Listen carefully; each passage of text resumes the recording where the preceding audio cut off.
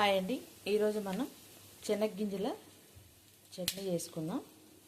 దానికి కావాల్సినవి ఒక కప్పు శనగలు, ఒక స్పూన్ జీలకర్ర, 1.5 స్పూను ధనియాలు, కొంచెం ఆయిల్ వేసి దీన్ని ఫ్రై చేసుకోవాలి. చూడండి, ఇలా కొంచెం ఫ్రై అయిన తర్వాత కరివేపాకు వేసాను.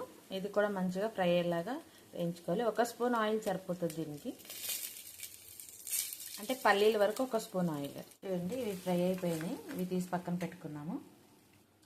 అదే గిన్నెలో కొంచెం ఆయిల్ వేసుకొని మిరపకాయలు తగినంత కారానికి పచ్చడి కదా, కారానికి సరిపడా కారం మిరపకాయలు వేసుకుంటాం. ఒక 100 గ్రామ్స్ మిర్చి వేసాను. చూడండి, వీటిని మంచిగా లో ఫ్లేమ్లో పెట్టుకొని బాగా వేయించుకోవాలి. గింజ వేగేలాగా లోపల మనం వేయించుకున్న దాన్ని బట్టి టేస్ట్ బాగుంటుంది. ఇలా వేయించుకోవాలి, మంచిగా ఈవెన్గా అన్నీ ఫ్రై అవ్వాలి.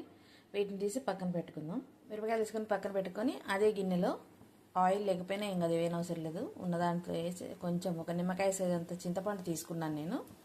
తీసుకొని దాన్ని కొంచెం అటు ఇటు ఫ్రై చేసుకున్నాక 1.5 గ్లాస్ వాటర్ పోసుకున్నాం. చూడండి, అది కొంచెం ఫ్రై అయింది. ఇప్పుడు వాటర్ పోసుకున్నాం.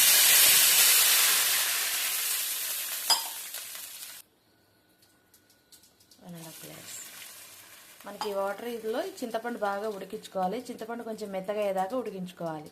మనకి ఈ వాటర్ తోటే మనం పచ్చడి మనకి ఇట్లా జోరుగా రావడానికి యూజ్ అవుతుంది.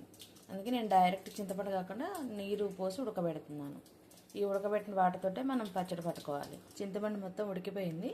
ఇప్పుడు వీటిని చల్లార్చుకుందాం. చింతపండు కూడా ఉడికిపోయింది కదా, దాని తర్వాత ఇవి వేయించుకున్నవి ఎల్లిపాయలు కూడా వేసుకోవాలండి. ఒక ఫుల్ గడ్డ వేసుకున్నాను నేను ఎల్లిపాయ.